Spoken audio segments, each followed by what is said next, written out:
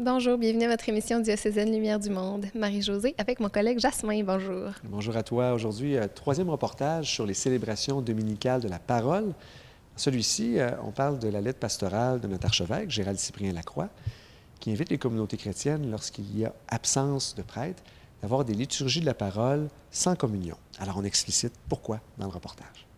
Et une initiative très originale de la part de 3 jeunes chrétiens est de participer cette année au défi organisé par le camp, celui des têtes rasées. Alors, qui sont-ils? Pourquoi le font-ils? C'est ce qu'on va découvrir. Et en 2015, c'est l'année de la vie consacrée. La journée mondiale de la vie consacrée, c'était le 1er février dernier. Il y avait une belle rencontre à l'Église des Saints-Martyrs canadiens. Alors, on approfondit un peu cette belle année qui mousse un peu puis qui nous permet de revoir toute la beauté des vocations à la vie religieuse. Bonne émission.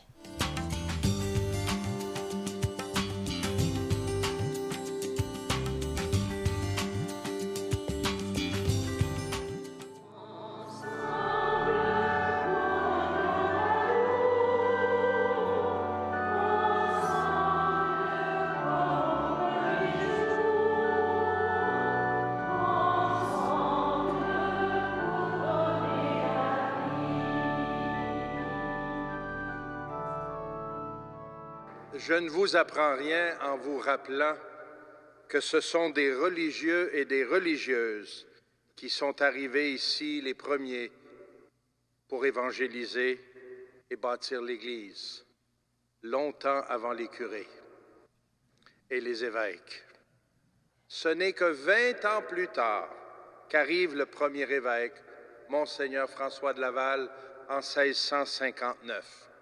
Mais il y avait déjà une Église qui vivait, qui accompagnait le peuple de Dieu ici, qui évangélisait, qui servait, qui éduquait, qui catéchisait. Les religieux et religieuses avaient déjà fait un travail magnifique, un travail apostolique et missionnaire de grande envergure, avec beaucoup d'audace. Encore aujourd'hui, nous comptons sur une grande diversité de communautés religieuses, de sociétés apostoliques, de communautés monastiques, d'instituts séculiers, de vierges consacrées, de communautés nouvelles. Tous indispensables pour la mission d'aujourd'hui et l'avenir de l'Église.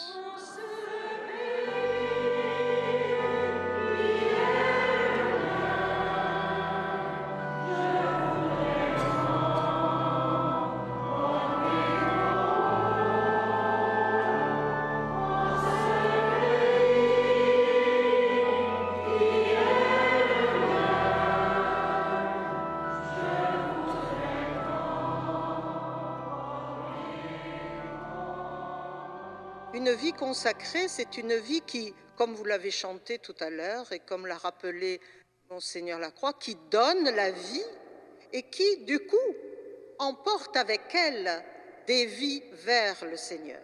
Cette image me vient en particulier lorsque je pense à tous les consacrés, toutes les consacrées qui ont eu de l'importance dans mon existence. Je commence déjà à pouvoir regarder un peu en arrière. Et je m'aperçois que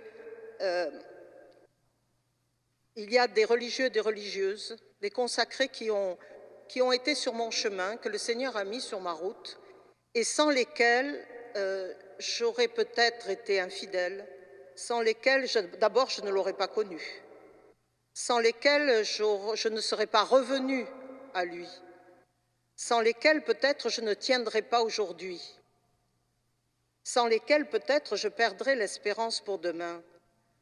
Alors en commençant, je voudrais simplement, à travers vous, les remercier. J'ai rencontré aussi dans mon enfance, dans mon adolescence, des frères du Sacré-Cœur qui sont encore pour moi des témoins de vie, des témoins de vie religieuse, des témoins de frères donnés à la jeunesse, de frères donnés au Christ et qui vivent aujourd'hui et maintenant leur consécration à Dieu. En tout cas, je remercie, en tout cas, si ces frères m'entendent, là, je les remercie et je remercie le Seigneur de les avoir mis sur ma route. Moi, des personnes consacrées qui m'ont marqué aussi, ce sont les sœurs de Notre-Dame du Perpétuel Secours qui sont arrivées en République dominicaine. Moi, je suis dominicaine. Elles sont arrivées là-bas quand je n'étais pas née encore, en 1948. Mais par la suite, la congrégation a pris racine en République dominicaine et j'ai eu la chance de connaître des femmes vraiment enracinées en Jésus-Christ, qui n'étaient pas centrées en elles-mêmes, sinon qui étaient tout données pour les pauvres de mon pays.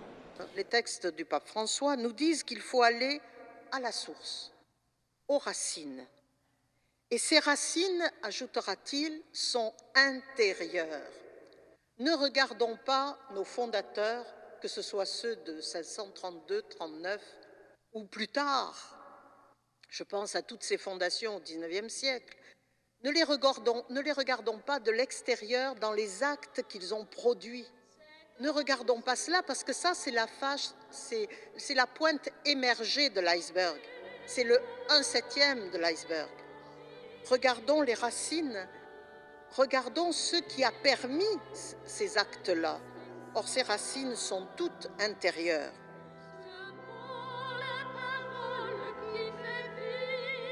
J'ai ce goût vraiment aussi de mettre le Seigneur au centre de ma vie, qu'il soit le premier servi, le seul et l'unique, sur qui je m'appuie et qui, dans l'invisible, à travers la prière, qui dépasse tous les âges, que ça porte du fruit. Un fruit qui ne m'appartient pas, parce que Jésus a dit « Ce n'est pas vous qui m'avez choisi, mais c'est moi qui vous ai choisi et établi pour que vous portiez du fruit et un fruit qui demeure. » Moi, je sens l'appel, en tout cas, à la sainteté, d'abord en retrouvant les sources de l'Église initiale, de la première Église, toute petite. Jésus-Christ, avec 12 apôtres, il n'avait pas 30 000.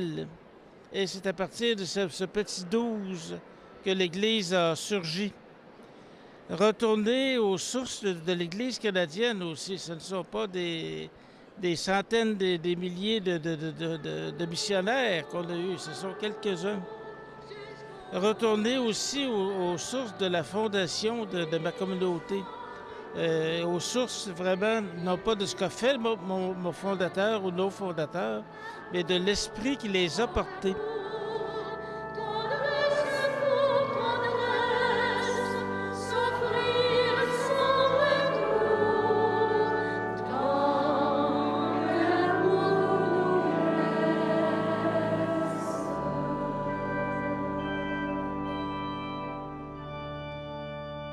Je suis allée une vingtaine d'années en Haïti. Alors, j'ai travaillé beaucoup pour la promotion de la femme, des jeunes filles, des jeunes gens. J'ai travaillé en pastoral des jeunes avec les petites communautés de base, en pastoral social aussi. Et jusqu'à maintenant, ma préoccupation, et si je peux aller tout de suite dans la lettre de notre ami François, qui nous donne les 3 objectifs. Et un des objectifs qui m'a vraiment interpellée puis qui est venu me chercher de nouveau, c'est quand il nous dit « Aujourd'hui, ton présent, c'est quoi ta passion? Et c'est quoi ta passion qui t'a animé toute ta vie? » Alors, en écoutant ça et en me laissant interpeller, j'ai réalisé que la passion qui était là quand j'avais 5, 6, 7, 8, 10 ans est encore la même aujourd'hui, c'est-à-dire d'aider la personne humaine, à être elle-même. Et je pense à la pensée de, je pense, c'est Saint-Irénée qui disait la gloire de Dieu, c'est de mettre un homme debout, une femme debout. Alors, ça a toujours été ça. Puis encore aujourd'hui, c'est d'aider les gens à être debout, les femmes, les hommes, les enfants, les jeunes. C'est ma passion. Moi, j'ai passé mes années dans l'enseignement, en dehors du pays, naturellement. Et je me suis toujours senti tout près des jeunes. Et mon but, c'était d'aider ces jeunes à grandir, peu importe leur race, peu importe leur allégeance religieuse. Et j'ai toujours senti ce besoin d'aller de plus en plus vers eux. Même ceux à qui on n'enseignait pas, les gens ordinaires. J'ai fait des efforts pour apprendre la langue locale de telle façon que je pourrais bavarder un peu avec les gens. Et puis J'aimais aussi, quand j'étais en mission, aller faire un petit tour à l'hôpital le dimanche après-midi et je parlais à tous ces gens là, à l'été. On voyait que ça leur fait plaisir d'avoir quelqu'un qui s'intéresse à eux. Et comme ça, moi, je trouve qu'on passe le message, on se rapproche des gens et on rapproche les gens du Seigneur en même temps. Écoutons le pape François. Nous sommes invités à chaque âge à revisiter le centre profond de notre vie personnelle, là où les motivations pour vivre avec le Maître trouvent sens. Nous sommes invités à chaque âge. Il n'y a pas d'âge pour s'excuser et aller se cacher derrière un pilier. Il n'y a pas d'âge pour revisiter ce centre à tout âge. Nous sommes invités à revisiter le centre profond de notre vie personnelle. Alors, qu'est-ce que c'est que ce centre profond? Il explique. C'est là où les motivations pour vivre avec notre Maître trouvent sens. Les générations de jeunes aujourd'hui, et de moins jeunes d'ailleurs, meurent littéralement de ne pas avoir de sens à leur vie. Les chrétiens ont un sens à leur vie. Les consacrés, vous nous pointez le sens de notre vie. Pourquoi? Parce que pour vous, c'est l'unique sens de votre vie. Vous êtes en train de nous dire, c'est cela le plus important. Bon, une chose qui me réjouit à moi aujourd'hui est cet appel du pape à embrasser l'avenir avec espérance. Et moi, que j'ai la chance de visiter mes sœurs un peu partout dans le monde, et là où nous sommes, naturellement, je vois qu'il y a un désir profond de suivre le Christ. Mais voir des gens qui veulent suivre le Christ aujourd'hui, ça me dit, ça vaut la peine. Moi, j'ai plus de 40 ans de vie consacrée et je recommencerai aujourd'hui. Donc, ça me réjouit beaucoup. Nous avons des jeunes dans la congrégation. Je viens d'arriver de la République dominicaine. Ça me réjouit de voir qu'aujourd'hui, on a une centaine d'aspirantes, de novices, de postulantes. Je dis, écoutons, qui a dit que la vie consacrée est morte? Hein? On ne peut pas suivre ces prophètes de malheur qui disent que la vie consacrée est morte. Moi, je la vois bien vivante, chez nous et ailleurs.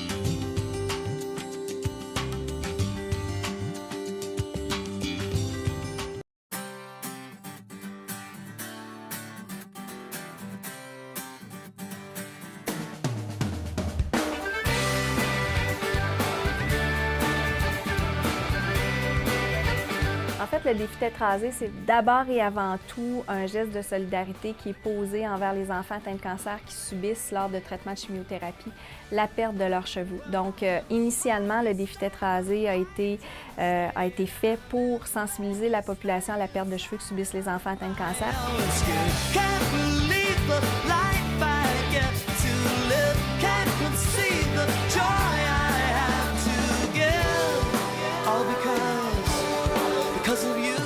Mais je l'ai fait il y a 4 ans, en fait, le défi Tête rasée pour le camp. Je l'ai fait puisque une de mes amies m'avait...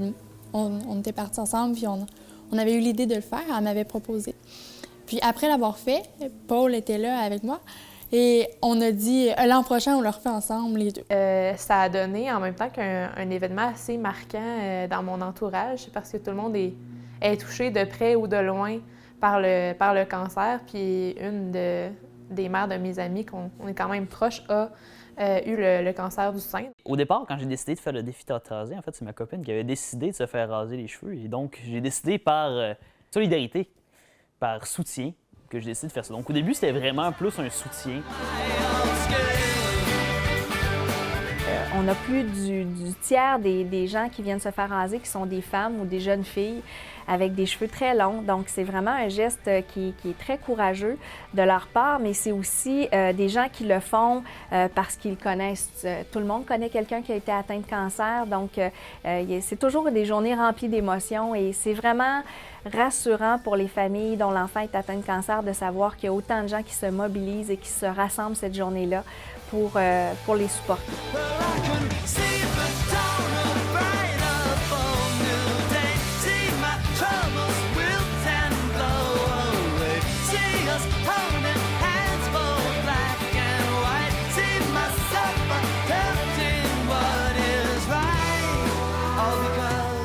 Au départ, je m'étais dit, je vais ramasser 100$ juste pour dire que j'ai ramassé un montant, mais c'est surtout pour soutenir Paul. Mais finalement, là, je suis rendu à presque 400. Là. En fait, mon premier défi, c'était de ramasser 1 000 $. Je pensais que c'était gros comme défi, fait que, je faisais beaucoup de publicité sur Facebook. Au bout d'un certain temps, mon objectif a été atteint, puis comme c'était dans longtemps, ben je l'ai augmenté. Puis encore une autre fois. Le projet, c'est de ramasser de l'argent pour donner pour la Fondation de Leucan, qui aide les enfants atteints de la leucémie par des traitements. Puis il y a aussi les cheveux que je vais pouvoir donner cette fois-ci. La dernière fois, il était un petit peu trop court, puis cette fois-ci, j'ai atteint la longueur idéale pour les donner. J'ai vu aussi à quoi ces dons-là pouvaient servir, à quoi envoyer, entre autres, là, au niveau de des effets concrets au niveau des enfants, de comment que ça peut aider, puis à quel point aussi ça peut soutenir une famille. J'ai pas ramassé tant que ça, mais si ça me permet d'aider un enfant puis sa famille à se sentir mieux pendant un moment, ça vaut clairement la peine. Tout le monde connaît quelqu'un qui a été atteint de cancer, donc c'est toujours des journées remplies d'émotions et c'est vraiment rassurant pour les familles dont l'enfant est atteint de cancer de savoir qu'il y a autant de gens qui se mobilisent et qui se rassemblent cette journée-là pour les supporter. Ce qui est pas négligeable non plus pour nous, c'est la quantité de bénévoles que nous avons. Vous savez, pour chacun des sites de rasage, on a autour de 100 personnes qui viennent sur le site de rasage pour nous aider. Les coiffeurs qui étaient là présents, ce sont tous des gens qui sont bénévoles.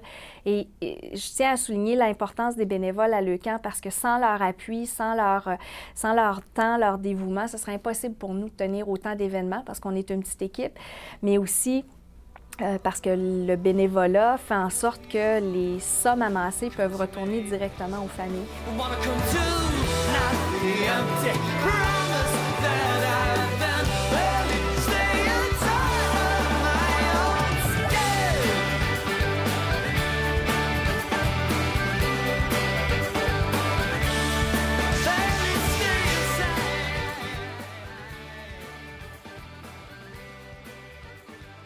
Mais c'est sûr que les valeurs d'altruisme, puis d'aider les autres, puis la compassion aussi pour ceux qui sont malades. C'est des valeurs qu'on m'a véhiculées, toutes les valeurs chrétiennes.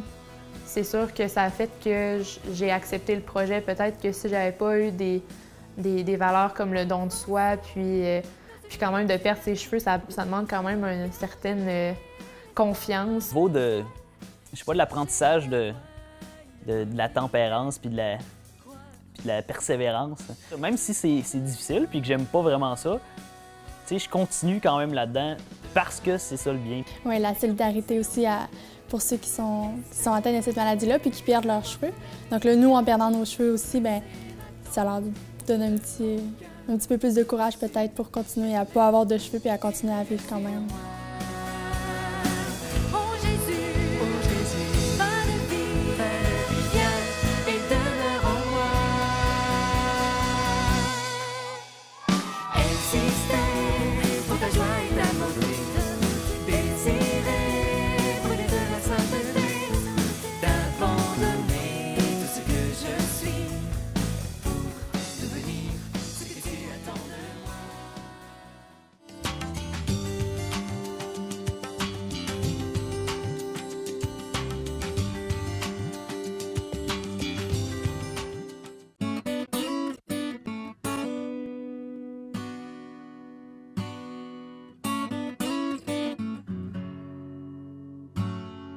Actuellement, dans notre diocèse, certaines communautés sont parfois privées de la présence d'un prêtre pour présider l'Eucharistie le dimanche. Dans ces circonstances, l'Église, au nom du Seigneur, convoque les baptisés à se rencontrer, tout spécialement le dimanche, et ce, même sans Eucharistie, pour partager la parole de Dieu, pour prier ensemble et mettre en commun leurs projets d'éducation de la foi par leur témoignage. Dans notre diocèse, cette action liturgique sera nommée Célébration dominicale de la parole. Et là, on va dire, oui, mais si on n'a plus de communion eucharistique, est-ce que ça va valoir encore la peine de se déplacer pour venir célébrer la parole à l'Église?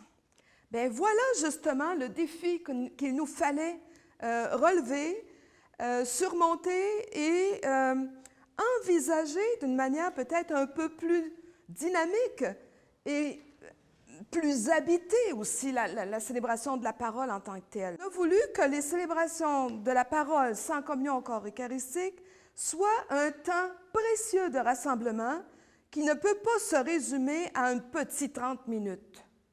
Le dimanche, quand on se déplace puis qu'on vient à l'Église, on s'attend de venir donner 1 heure de notre temps au Seigneur. Je ne suis pas en train de vous dire que ça va durer 1 heure, mais c'est un horizon, donc entre 45 et 50 minutes que ça va durer. Et l'expérience faite dans plusieurs milieux, ça tourne autour de ça. Et les gens sont heureux de réaliser que quand on se déplace à l'Église puis que ça compte comme ça, bien, on a envie de revenir. En tout cas, les expériences sont assez nombreuses présentement pour que je puisse avancer sans aucune hésitation cette notion que ça goûte bon et que les gens, les fidèles, quand ils participent à une telle célébration, se trouvent vraiment privilégiés de pouvoir se réunir encore et de rencontrer le Seigneur dans sa parole. Dans sa lettre pastorale, dit bien qu'il a fait le choix d'une des formes qui est présentée dans le rituel que les évêques canadiens se sont donnés en 1995. Donc, ça ne tombe pas comme ça. C'est quelque chose, il s'inscrit dans une tradition, il s'inscrit dans un processus de réflexion qui, dans l'Église, au Canada francophone, a débuté dans les années 80. C'est depuis les années 80 qu'on réfléchit là-dessus. Il y a eu des colloques, il y a eu des rencontres, des textes. Bon. Donc, célébration dominicale de la parole, c'est une des formes de rassemblement qui est proposée pour les communautés chrétiennes qui, ne pouvant pas célébrer l'Eucharistie le dimanche, vont se rassembler autour de la parole de Dieu. Okay? C'est important de se rappeler que nous, catholiques, on a souvent l'impression que le seul lieu de la présence du Christ, c'est l'Eucharistie. Hein? On insiste beaucoup sur des images, sur cette expression de la présence réelle. Dans les textes du Concile Vatican II, la Constitution sur la liturgie et les autres textes importants du Concile, on insiste beaucoup pour dire le Christ, il est bien sûr présent par excellence dans les espèces eucharistiques, dans le pain et le vin, mais il est présent aussi dans l'Assemblée qui célèbre, il est présent dans la parole de Dieu, il est présent dans la personne du ministre. Et les théologiens et théologiennes qui ont réfléchi là-dessus, on dit, depuis, on insistait en disant, si on met l'accent seulement sur la présence dans le pain et le vin, on appauvrit la présence du Christ. On ne rend pas justice à toutes les modalités de cette présence-là. Les célébrations dominicales de la parole reconnaissent justement que le Christ est présent à la fois dans l'Assemblée et est présent dans la parole de Dieu et nous invite à goûter, à développer nos papilles gustatives pour ne pas le goûter seulement dans le pain et le vin, mais le goûter aussi dans la parole et dans les frères et sœurs avec qui on célèbre à chaque dimanche. C'est ça qu'on vient dire avec une célébration les célébrations dominicales de la parole. Donc, ce n'est pas complètement hurlu-berlu. On reste toujours centré sur la présence du Christ, mais la présence du Christ qu'on est invité à découvrir autrement et sous d'autres modalités. On sent tout de suite qu'on va se centrer sur la proclamation de la parole et la méditation de la parole de Dieu. C'est une dimension très importante de toute liturgie. Quand on est dans une célébration eucharistique, il y a toute une première partie qui n'est pas simplement une mise en route, qui est c'est vraiment une partie qui est destinée à nous mettre en relation avec le Seigneur. On dit du Seigneur qu'il est le Verbe. À chaque fois que la parole est proclamée, on croit que le Christ est présent parmi nous, qu'il est présent pour qu'on soit en relation avec lui. Quand il y a une liturgie dominicale de la parole, cette partie-là est tout à fait vraie. Et si c'est ce qu'on veut, d'être en communion avec le Christ comme individu et comme communauté, le fait de proclamer, de méditer la parole dans une liturgie dominicale qu'on appelle donc liturgie dominicale de la parole, c'est une mise en présence du Christ qui a une immense valeur pour notre foi, pour notre vie spirituelle. L'idée, c'est pas de dire on passe à d'autres choses, l'Eucharistie, c'est fini, on passe à la parole de Dieu maintenant. Absolument pas. C'est de redécouvrir d'abord l'importance de la présence du Christ dans la parole de Dieu, puis aussi peut-être de redécouvrir à nouveau qu'on est des hommes et des femmes de désir. Ils nous mettent en état de désir de célébrer ensemble l'Eucharistie. OK? Peut-être que l'Eucharistie s'est banalisée dans les dernières années et que peut-être, je ne parle pas de jeûne eucharistique, d'être en état de jeûne eucharistique, mais peut-être que d'explorer d'autres modes de célébration va nous faire reprendre plus conscience de sa place comme source et sommet. Ça ne veut pas dire qu'elle est tout quand on dit qu'elle est source et sommet. Ça veut dire qu'elle occupe une place particulière et qu'il y a d'autres éléments qui s'y greffent.